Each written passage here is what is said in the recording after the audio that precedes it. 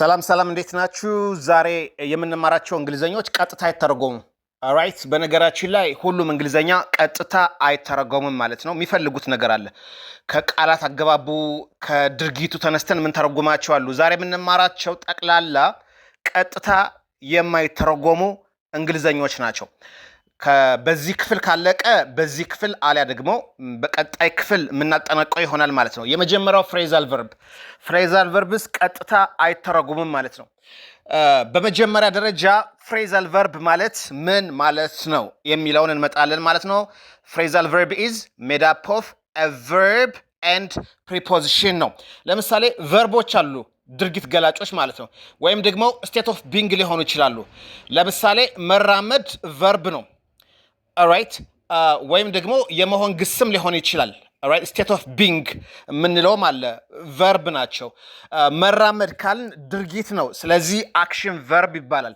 እነዚህ ፍሬዛል ቨርቦች ግን የተለዩ ናቸው። ከቨርብ እና ከፕሪፖዚሽን የተዋቀሩ ናቸው። when we use them together the meaning changes። በአንድ ላይ ስንጠቀማቸው አንድም ቨርብ ከፕሪፖዚሽን ጋር ከተጠቀምነው ምንድነው ትርጉሙ ይለያል። ለምሳሌ ጊቭ መስጠት ማለት ነው። አፕ ደግሞ ወደ ላይ ማለት ነው። ለየብቻ ሊተራሊ ሲተረጎሙ ማለት ነው። ነገር ግን ጊቭ ብለን አፕ አድርገን በአንድ ላይ ከተጠቀምነው ግን ፍሬዛል ቨርብ ይሆናል።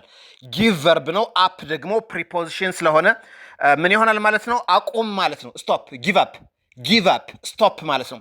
ዶንት ብንጨምርበት ዶንት ጊቭ አፕ ነው የሚሆነው። ዶንት ስቶፕ።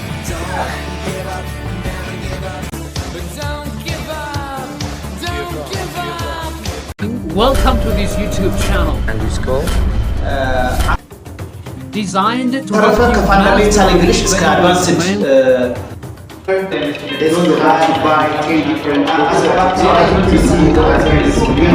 So I learned.